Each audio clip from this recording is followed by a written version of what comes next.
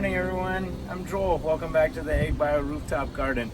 I'm just watering some tomatoes over here, so I thought I'd talk about some important things about watering in containers. One of the most important things is to get to it early in the morning. The earlier the better, just so that the plants will have enough water for the heat of the day. Another very important thing is to remember not to use too much pressure, as you don't want to create holes, which is not good for the roots.